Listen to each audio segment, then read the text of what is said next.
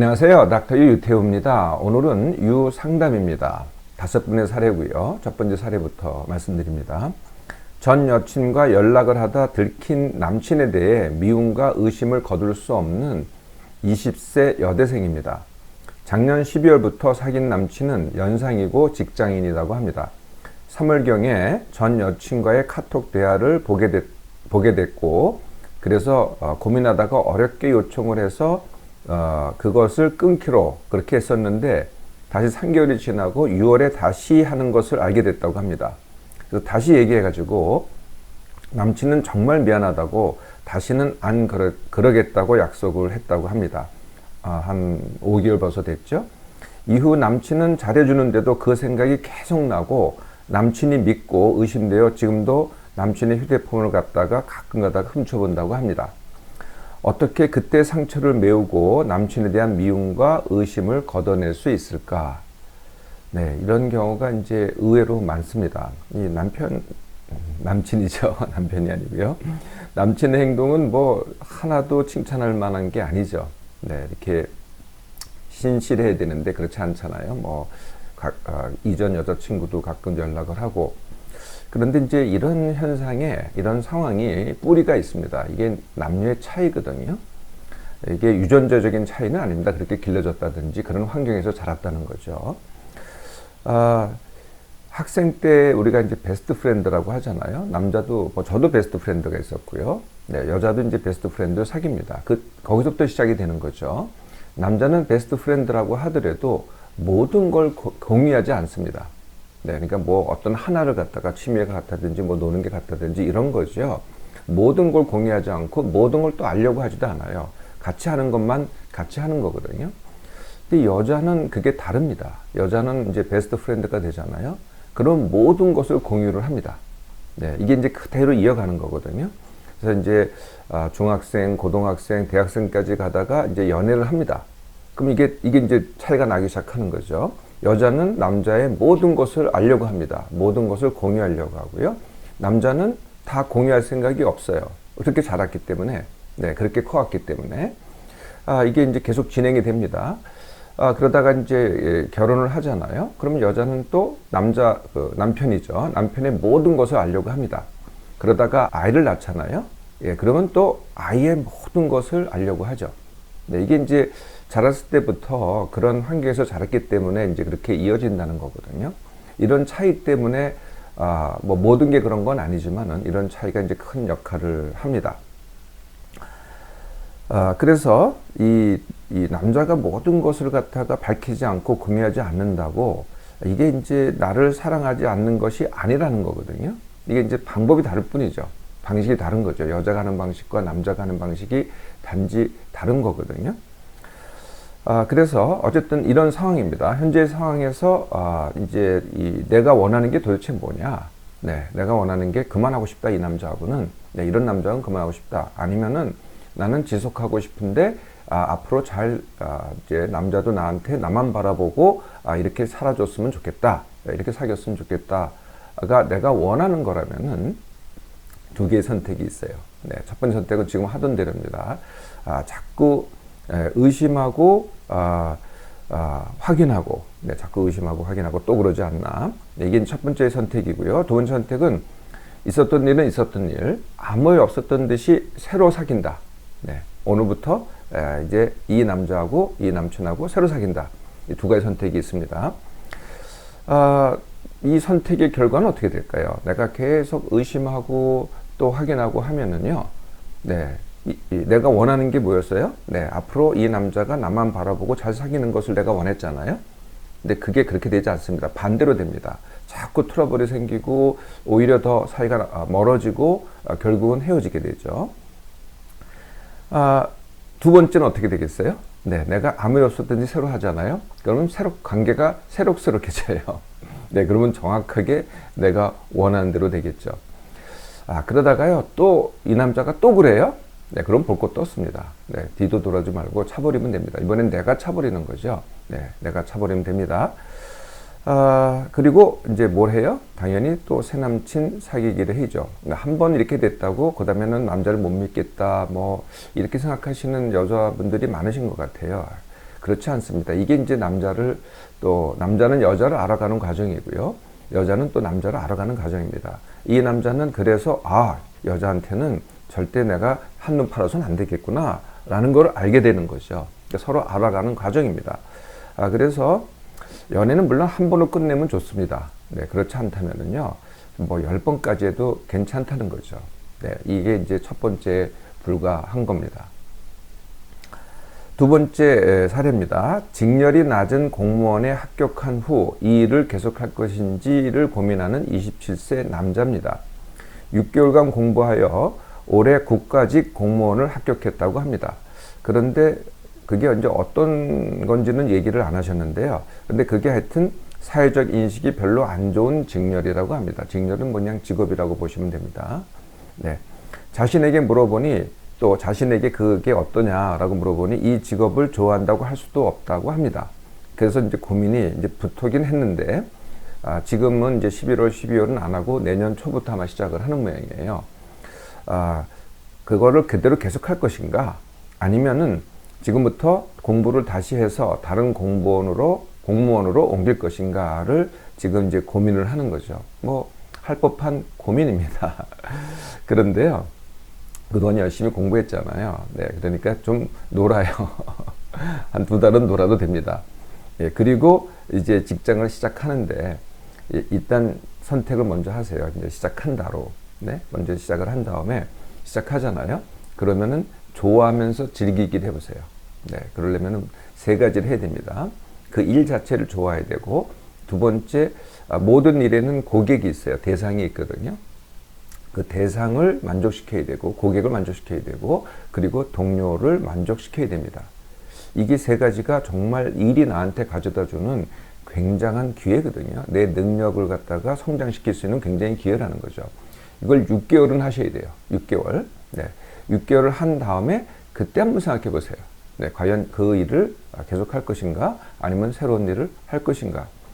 만약에 지금부터 고민한다면은요, 또 새 그 공무원 준비가 이렇게 쉽지 않습니다. 그 반드시 된다는 보장도 없고. 그런데 6개월 이렇게 능력을 쌓고, 진로를 바꿔서 다른 일을 해보겠다고 하잖아요. 그러면은 굉장히 쉽게 됩니다. 이게 더 좋은 방법이겠죠. 3번째 사례입니다. 뇌전증으로 직업, 재산, 결혼을 모두 잃었다는 37세 남자입니다. 10년째 앓고 있고 약을 현재 복용 중이라고 하네요. 근근히 운동을 한다고 합니다. 어떤 방법이 있을까요?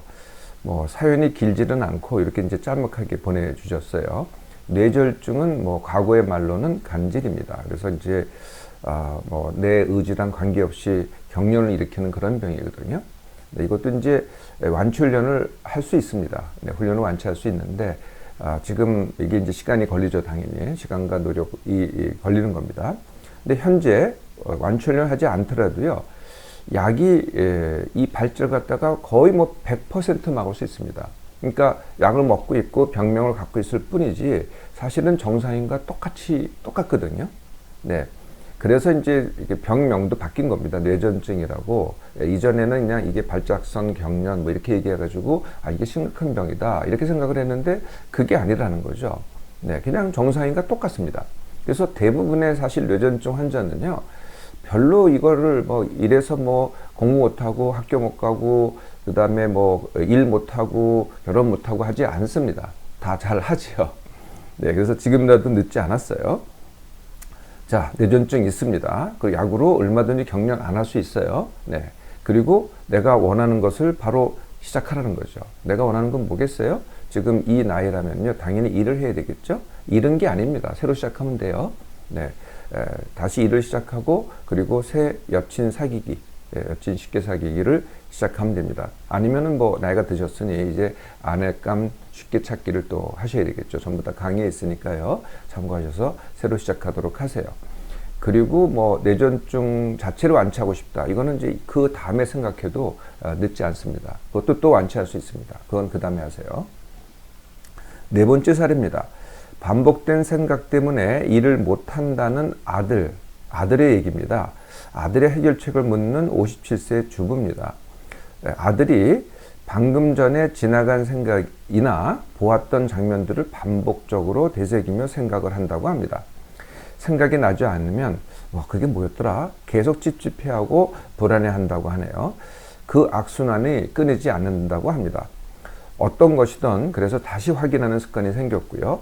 불안이 심해서 아무 일도 못한다고 하며 현재는 집에만 있다고 합니다. 57세 주부니까 아마 20대 아니면 30대 초반일 수도 있겠네요. 네, 이런 경우가 많이 있죠.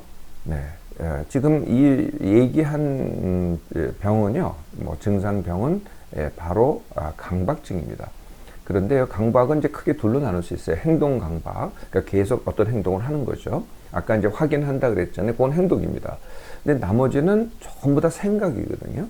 근데 요즘은요, 특히 우리나라에서는 이 생각의 강박증이 굉장히 많습니다. 네. 그래서 같은 생각을 반복한다든지 어떤 경우에는 머릿속에서 소리가 들린다든지 이게 환청은 아니거든요. 아니면은 주위에서 자극이 이제 있는데 계속 그 자극이 들어오는 겁니다. 이게 강박적으로 들어오는 거거든요. 네. 이게 전부 다 생각이죠. 그러니까 지각도 생각입니다. 그래서 합쳐서 생각 강박증이라고 합니다. 그래서 완치훈련은요, 닥터의 강의가 이미 있고요. 그리고 이 강박증 사례 모음이 있어요. 그리고 제가 이 시간을 통해서 유상담을 통해서 굉장히 이 비슷한 경우를 갖다 많이 다뤘습니다. 네, 그래서 그걸 다 참조하셔가지고 훈련을 하면 됩니다. 그래서요, 아들한테 한번 제안을 해보세요. 네, 좀 공부를 하긴 하셔야 되겠죠. 네, 훈련하는 사람들도 보시고 사례 모음도 보시고 닥터의 강의도 보시고 이렇게 해서 완치를 하는데요. 완치하고 일을 하겠다 이러면 아무것도 안 돼요. 네, 그래서 완치하면서 현재 상태에서 일을 같이 시작하는 거죠. 동시에 하는 겁니다. 그래야 완치를 합니다. 5번째 마지막 사례입니다. 완전히 끊어진 회전 근개 파열을 수술 없이 완치할 수 있는지를 묻는 57세 남자 직장인입니다. 지난 여름부터 어깨 통증이 오기 시작했고요. 그래도 운동도 하고 밭일도 하고 평상시처럼 행동도 할 수 있었다고 합니다. 일주일 전에 진단을 받아보니 회전 근개 파열인데 완전히 끊어졌다. 그래서 수술을 필요로 한다라고 들었다고 합니다. 수술 없이 완치할 수 있는 방법이 있는지, 수술을 꼭 해야 한다면 지금 해야 되는지 나중에 해도 되는지 이렇게 질문을 하셨네요. 회전 근개, 굉장히 말이 어렵죠. 회전, 이렇게 돌아간다는 얘기입니다. 근개는 이제 이렇게 둘러싼 것, 이런 정도로 해석하셔도 될 것 같아요. 네. 한자라서 말이 좀 어렵긴 합니다만은. 근데 이게 이제 4개의 근육으로 되어 있습니다. 그러니까 어깨 뼈가 있죠. 뼈가 있고 이제 이게 돌리는데 그걸 둘러싸고 있는 4개의 근육이 이제 인대라 그러죠. 인대로 해서 거기가 이제 가서 이게 구성되어 있습니다. 이렇게 4개로 구성되어 있는데, 그게 이제 어떤 근육이냐면은 가시위근. 네, 가시는 이제 가시, 그 가시입니다. 가시의 위쪽에 있는 건 가시위근, 가시 아랫근, 그 다음에 어깨 밑근, 작은 원근. 네, 이게 한글로 하니까 또 한글도 어려워요. 하여튼 근육의 이름입니다. 그게 인대가 이제 4개가 모여 있는데, 여기 파열됐다고 하는 것은 그 중에 하나 또는 일부가 파열됐다는 거거든요. 전부가 파열될 수는 없는 거죠. 네, 그런 경우도 있지만은, 그러면은 지금 이렇게 움직일 수도 없습니다. 그러니까 이분 경우에는 그 중에 하나가 완전히 끊어졌다. 이런 뜻이 되는 거죠. 그런데요, 4개라 그랬잖아요. 그러니까 하나가 없어도 다른 3개로 충분히 보완이 됩니다. 그리고 이 회전 근개는요, 이제 근육만 있는 것들은 사실 아니에요. 여기에는 이제 관절막도 있고 여러 개 다른 구성 요소도 있거든요. 네, 그래서 하나 끊어졌다고 그게 완전한 불구나 이런 건 아니라는 거죠. 그래서 지금도 보니까 약간의 통증이 있지 별 문제 없잖아요. 쓰는데 아무 문제가 없다는 겁니다. 그래서 항상 이제 왜 끊어졌느냐, 나도 모르게 내가 지나치게 어깨를 갖다가 썼기 때문에 결국은 끊어졌다는 거거든요. 그러니까 원인이 그대로 쓰면 어떻게 되겠어요? 이 하나 끊어진 게 문제가 아니라 다른 것도 다 끊어지겠죠. 그러면 또 더 큰 문제가 생깁니다. 그래서 이제 그렇게 않게 하는 것이 뭐겠어요? 모든 원인은 제가 지나침이라 그랬죠. 어깨를 지나치게 쓰지 마시라는 겁니다. 그런데 일을 하는 거는 똑같은 동작을 하는데 일을 하는 거는 지나칠 경우가 많고요. 운동을 하는 것은 닥터유가 얘기하는 어깨 강화 운동을 하면은 이건 지나치지가 않은 겁니다. 내가 운동 삼아서 하면은 내가 거기에 주의해서 하기 때문에. 네, 그래서 어깨 강화, 남기기를 하면서 어깨 강화 운동에 밀당을 하시면 됩니다. 가장 안전한 운동은요, 모래 똑같습니다만은 물속 걷기가 가장 안전한 운동입니다. 그것도 하시면서 물속에서 어깨 돌리기를 하시면 되는 거죠. 네, 이렇게. 네. 그래도 통증이 지속되거나 안 되잖아요. 그러면 그때 고민해봐도 그때 뭐 수술을 받을 것인가를 고민해도 하나도 늦지 않습니다. 네, 여러분들하고 또 좋은 시간 가졌고요. 다음 시간에 다시 만나도록 하겠습니다.